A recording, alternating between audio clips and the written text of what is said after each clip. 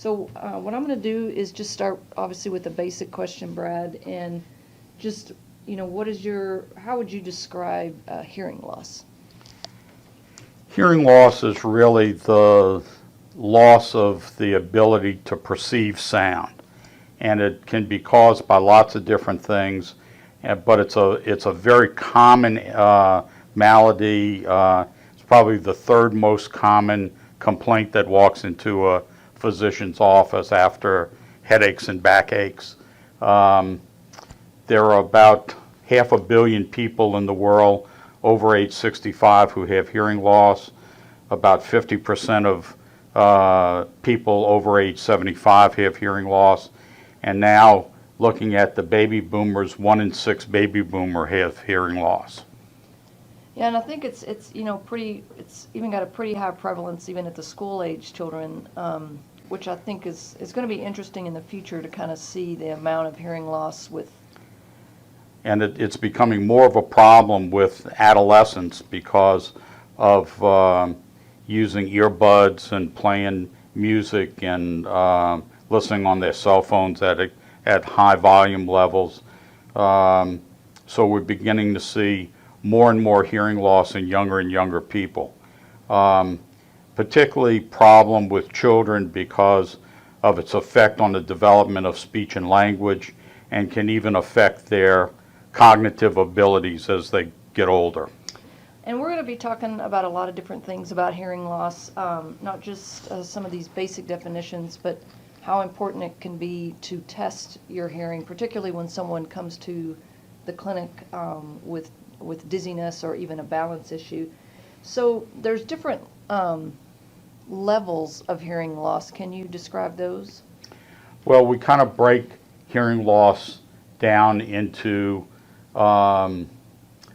levels of disability based on the average hearing loss in the speech frequency ranges. So we start off with normal hearing, anything better than 25 dB on the audiogram.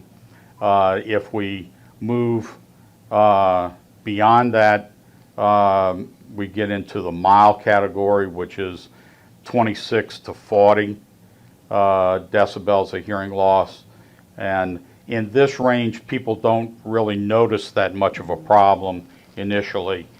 When we begin to get into the moderate to moderately severe range, then people begin to lose their ability to follow conversations and have more and more problems in background noise, and really becomes a problem in how it affects their sociability and what they do in their day-to-day activities.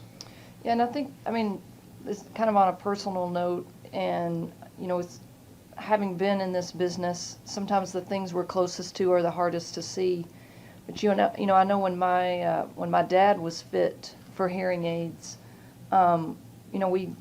we harassed him about not being able to hear. But what I don't think we realized as a family was how much he was avoiding just sitting at the table with us and in conversations, especially in busy places. And when he was first fit in them, I could tell that he was engaging, sitting at the table, and having 3 daughters with higher pitched voices, we really saw a difference immediately. So I think sometimes we don't realize. I certainly didn't even realize how much it was affecting, just like going out, particularly to dinner.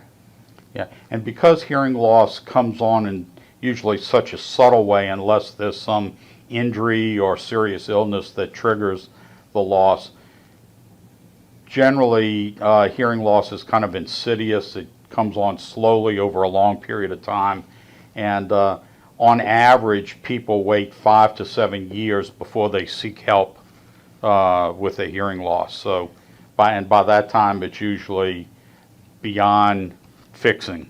Yeah, and I mean, we all know there's a cost associated with hearing aids, but certainly it's one of those items with healthcare. Whether it's a knee, in therapy as a physical therapist, we like to address those things early on because we just have better outcomes. And I think I don't really see that a lot of people realize that the early use of hearing aids actually is, you get better outcomes over time with it. Hearing test, you and I have seen just a variety of hearing tests, and it's beyond the topic of this discussion. But one of the things I think that you and I have seen is almost insurance payments drive hearing tests, because a comprehensive hearing test, we see that being done less and less. So a hearing test just isn't about hearing loss, but there's a lot of medical applications to a comprehensive hearing test. And one of the things, that we're going to encourage you after you hear Brad explain what a comprehensive hearing test is, if you're going to a provider with hearing loss, particularly if you have dizziness, and we're not just talking about hearing aids here, we're talking about hearing loss particularly associated with medical conditions, they are invaluable. I mean, they actually help confirm the diagnosis. And so if you don't feel like you're getting a comprehensive hearing test, it's something that you certainly deserve. So how would you define a comprehensive hearing test? First of all, in order to do a comprehensive hearing test, it takes time, and it takes a fair amount of equipment. It really needs to be done in a sound-treated room with new digital audiometers, tympanometers, and both testing air and bone conduction with and without masking, dependent upon the amount of hearing loss. Being able to do tympanometry to look at the mechanical function of the middle ear, reflex threshold test to determine whether or not we're getting good responses to sound, and whether or not that sound is at normal levels in relationship to the sound perception. Because if we begin to have nerve damage in our ears, we actually become more sensitive to loud noise, and that really points to problems within the inner ear, particularly the cochlea, and it also affects how we go about fitting hearing aids on people with these hearing losses. So we really need air conduction, bone conduction tests, tympanometry with reflexes. We need word recognition scores in both ears, and all of those different tests usually take about 45 minutes to an hour to do.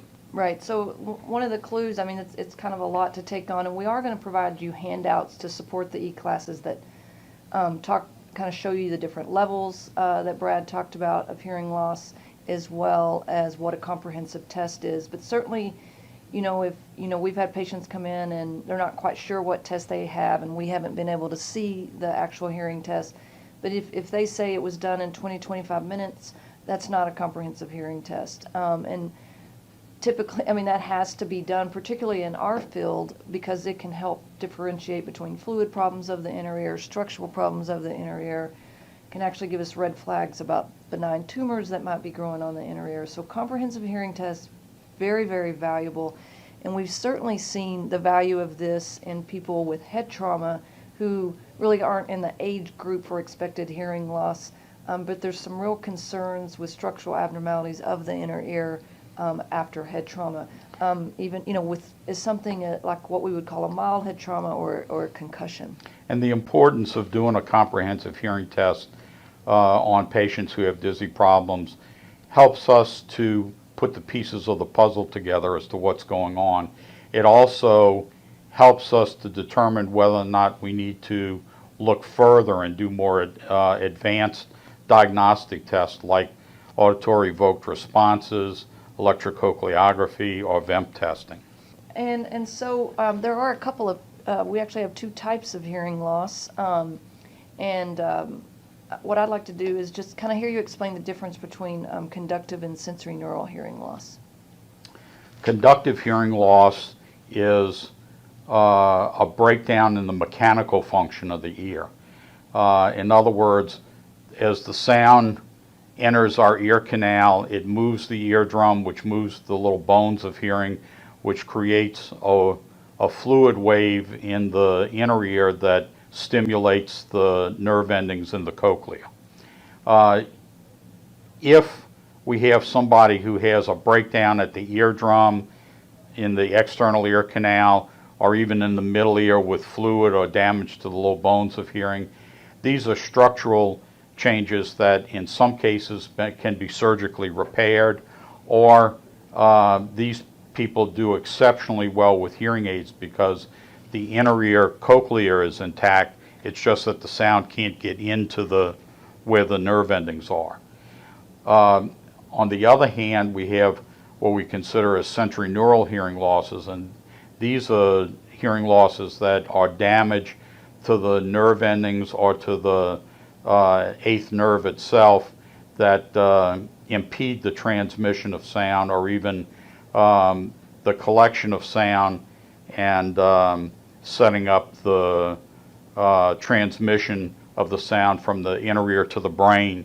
And it really is important from the aspect of the sound as it's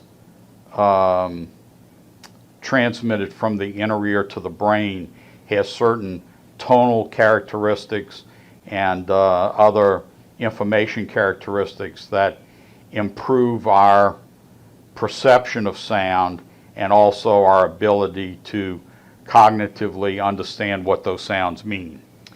And I guess I should correct myself. You know, when I mentioned that there's two types that Brad just talked about, the conductive and the sensory, that really is talking about, you know, before the ear, from the ear to the brain. And you heard Brad mention once it gets to the brain, there's also a central auditory processing, but we will talk about that at a different time, and certainly is an important component to assess when, particularly with learning disorders, but also after head trauma, when we see this disruption in how we process information. So, you know, oftentimes we talk about how we go into busy places and visual stimulation, like particularly with migraines, can be disruptive, or with the inner ear, a lot of movement. But sound can be is a sensory system that can lead to a lot of processing issues, which is equally important, and we'll address that in a later talk. So, what are some of the signs you think, early signs of hearing loss?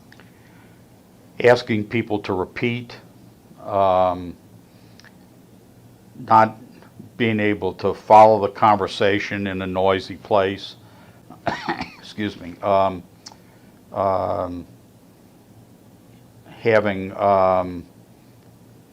ringing noise in your ears, being uncomfortable around loud noises, being able to hear men's voices better than you do women or children's Sure. voices. And I guess turning up the TV. Turning the TV louder. Is the TV, is that a higher frequency? Is that why we see that? Or phones or cell phones, are they at higher frequencies? Or? No, it's just that speech is primarily high frequency Gotcha. oriented. So this is the reason why people with even mild hearing losses tend to hear men's voices, which has a different frequency response than women or children's voices, which are more higher pitched. And one of the things, obviously, that, you know, when Brad's doing a comprehensive audiogram, this high frequency is what we call a normal kind of age related hearing loss, whereas we don't really see that loss in low frequencies. But the low frequencies can be very beneficial when we suspect like certain inner ear diseases. So looking at that low frequency loss versus high frequency loss is certainly important. So when we do a hearing test, we're plotting a graph that's a frequency by intensity function. And the configuration of that graph tells us things about what's going on in either the outer, middle, or inner ear. And from that, we can make inferences about where the problem is, what the source of the problem may be, particularly when you add that information to the history that you get from the patient in the initial evaluation. And what about some of the causes of hearing loss? I know there's a lot to talk about, but Well, hearing loss causes can be from lots of different reasons. Exposure to loud noise, congenital abnormalities, illnesses or birth defects, aging process, traumatic injury, ototoxic drugs, and different types of brain tumors. and I think what might be interesting, one of the handouts maybe we should provide is, I'm always a little surprised when I see that list of what causes hearing loss, like going to a football game, exposure to, noises in a stadium, exposure to riding a motorcycle, and just the importance really of hearing protection. If you're in a situation where you have to talk louder in order for other people to hear you, that ambient noise is potentially damaging to your hearing, and you probably need to be wearing ear protection. And what are some treatment options for hearing loss? Well, once again, it depends upon what the cause of the hearing loss is. If you have you can have hearing loss just from having excessive wax buildup in your ear canal.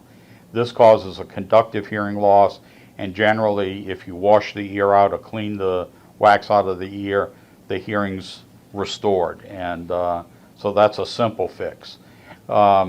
If you have middle ear problem, fluid from a cold, sinus problem, allergy problems, the fluid buildup can reduce the effective transmission of sound across the middle ear space from the eardrum and dampens the sound. And once again, sometimes these are temporary conditions that'll clear up with medication.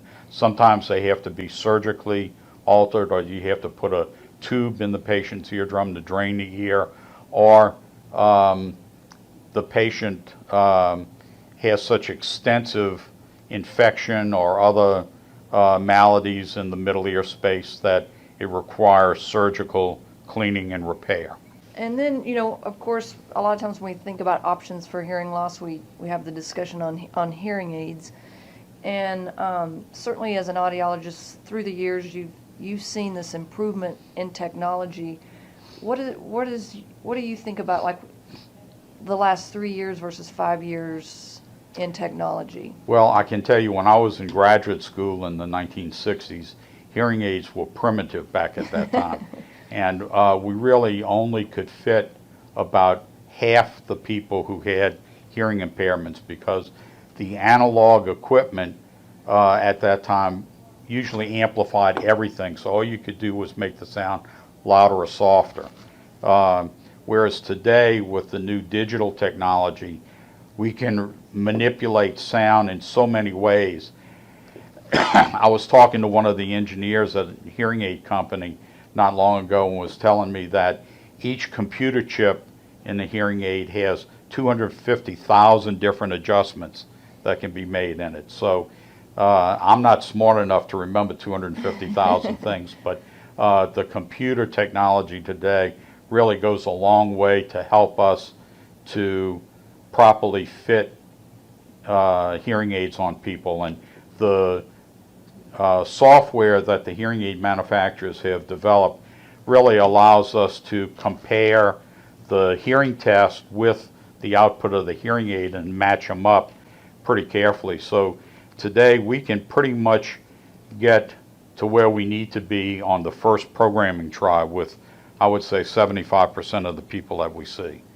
And it's, when Brad talks about the first programming trial, one of the things we certainly see, I mean, we know hearing aids, the price range, they can be expensive. When you are buying hearing aids, part of that is that expense is kind of unlimited follow-up visits. And so what we see is we just simply see people not going back, whether certainly when patients come in here and they've bought hearing aids elsewhere and they're not happy with them, and it's a new aid, something that they've purchased in the last 3 years, we just really want to get them back to that audiologist so that they can be programmed, because the last thing we want is people purchasing hearing aids and then not using them.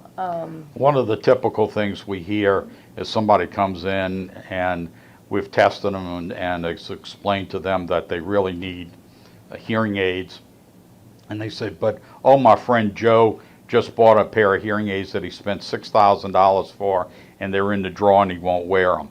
And the response to that is that there's really two primary reasons why that happens. Number one, the patient didn't buy the right hearing aids to start with, or they didn't go back for adjustments and follow-up care after they took the hearing aids home. And I think it's an important point that we've had discussions that we think is missed, is really there is a right hearing aid, and what we do see is kind of the wrong hearing aid being sold, or a hearing aid being sold for a certain kind of loss. And even with new technology, the wrong fitting hearing aid just turns up the bad noise. And I think one way to think about it, if you want to listen to 100.1 on your radio, but you have it at 99.9, it doesn't matter how loud you turn it up, you're just turning up the static. So if that's what you're getting from your hearing aid, then it either needs to be adjusted or you're not in the right aid. And the new digital technology with digital signal processing really does a good job in helping with background noise, because many of the hearing aids today are really smart enough that they can tell the difference between someone talking and background noise. And the hearing aids can amplify the speech but not amplify the background noise, which allows the user to hear the speech over the noise that's in the background.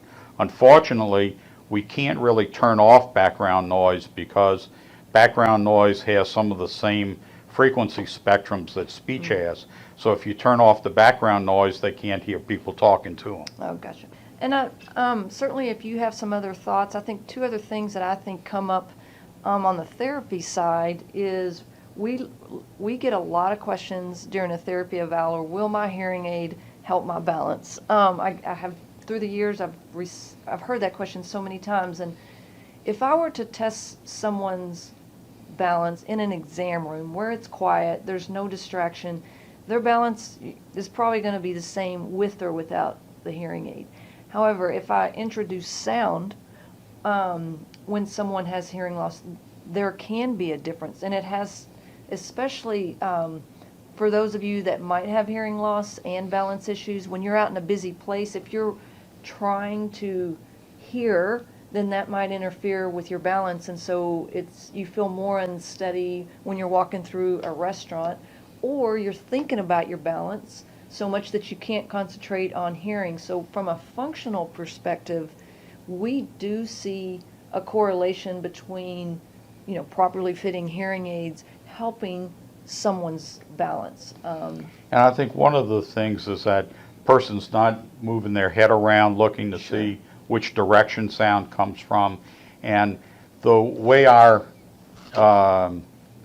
brains work in processing sound coming in is that we get what we call binaural integration, where we have sound from both sides that come together in our brainstem that help us to localize where the sound is, where the speaker is, so we can pay attention to the person who's talking to us. And all of these things reduce the amount of body movement and awareness that we have to have, which seems to help some people who have inner ear problems.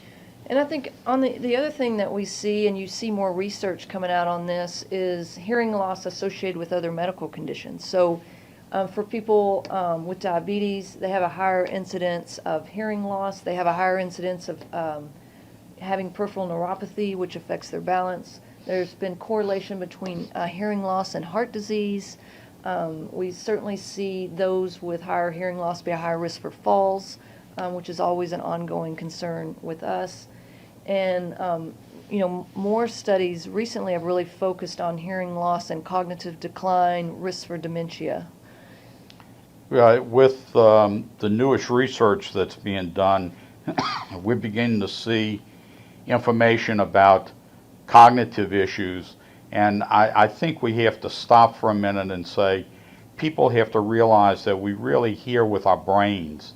Our ears are just biological transducers that convert sound into electrical energy that gets sent on to our brain for processing. So the same issues that affect other cognitive abilities are affected by hearing loss. And the research now is showing that if you are over 65, you have a high frequency hearing loss, you're at about a 50% greater risk of developing dementia or even Alzheimer's disease compared to someone the same age who doesn't have a hearing loss. And we've typically associated that with decreased socialization, but as Brad was saying, studies now are really showing that it's a processing, it's a brain processing. And so we are learning more about this correlation between inner ear balance issues, inner ear dizziness, hearing loss, and memory, where we don't just have one system, but everything is correlated. And so if you're going to see a provider with dizziness and you feel like you don't have hearing loss, but they want a comprehensive hearing test, there's a reason why, because we want a good look at the inner ear. Half the inner ear does balance, half the inner ear does hearing. And so, we're looking for that kind of holistic assessment of the inner ear. I think one of the things that's interesting, there's been a recent article by one of the really prolific publishing audiologists, Doug Beck, who talks about the difference between hearing and listening. Hearing is the perception of sound. The listening part of it has to do with the comprehension of sound. So that listening really means that you're putting a name to what the sound is that you're attending to. So these are things that really become important for understanding and knowing when we're fitting hearing aids or looking at the effects of particular hearing losses on an individual and their day-to-day activities. And as related to medical conditions. And we've seen this a lot with head trauma, even mild head injury. Well, that wraps it up for us. I think one of the things, one last question I had for you, and is you've been utilizing kind of some tinnitus or tinnitus training apps.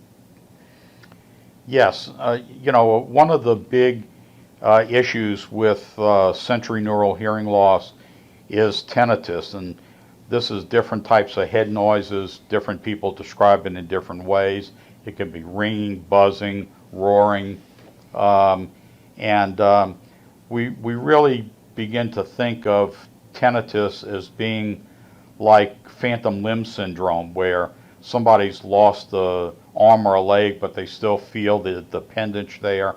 And we think that's part of the thing that's happening in the inner ear, where the nerve endings on the basilar membrane and the cochlea have been damaged, but the nerve fibers from there back into the brain, eighth nerve into the brain, are still intact. So the brain still thinks it's hearing sound along those nerve fibers.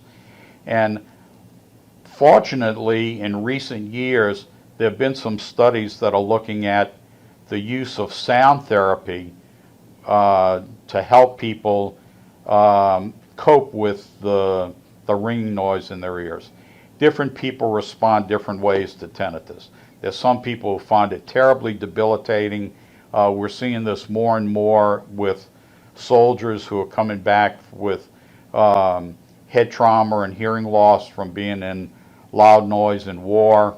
We're seeing this from other people who have some psychological overlays related to their illnesses that seem to exacerbate this problem. But the noise therapy, using things like calibrated pink noise, can really go a long way to help settle the system down and make the brain aware of where the problem's coming from, that this is an overlay to something that is that really can be ignored, and people do pretty well with this. Sound therapy really can take days to weeks to years in some people. It just depends upon the individual and the degree of problem that they're complaining of. And just like in our other e-class on dizziness, I mean, I think one of the things is, hearing loss or tinnitus or sensitivity to sound, those are symptoms. So, dizziness shouldn't be happening because you're aging. Falls shouldn't be happening because you're aging. We do know that hearing loss is associated with aging, but you need to be talking to somebody about it. If you have hearing loss in one ear, only in one ear, a lot of people don't go see providers for that. They'll say, well, I was exposed to loud music or I listened to loud music, but loud music doesn't typically pick one ear. So hearing loss in one ear is a red flag. It warrants immediate attention for a comprehensive hearing test. Particularly if it's of sudden onset. Absolutely. And people with what the doctors describe as idiopathic sudden hearing loss, these could be viral, they could be traumatic issues that cause the onset of the hearing loss. In many cases, if the doctor can see the patient within the first 24 hours and start them on things like high doses of steroids, the chances of recovery of the hearing is greater than if you wait days to weeks to do it. Yeah, and I said we were wrapping things up, but I guess if we keep talking, we'll just keep thinking of ideas and stories. But yeah, thanks for bringing that up, because that's certainly a story we see here, where people go to the emergency department, they may have vertigo and hearing loss, kind of a stroke. Those more serious things are ruled out, and it's like return to your primary care, or they may go to an ENT, but they might not be able to get in to see the ENT for weeks later. So if you have the sudden onset of hearing loss, the sooner you can see someone, and it's deemed appropriate, and usually steroids, high dosages steroids are, the better. Because oftentimes what we're seeing is people 2 weeks, 4 weeks, 6 weeks, 8 weeks out, and those steroids in the early phases, we've kind of gotten out of that opportunity, that window of opportunity. So yes, we highly encourage you, probably to seek the care of an ENT with any kind of sudden onset of hearing loss. Yeah, most otologists consider sudden hearing loss a medical emergency. Yeah.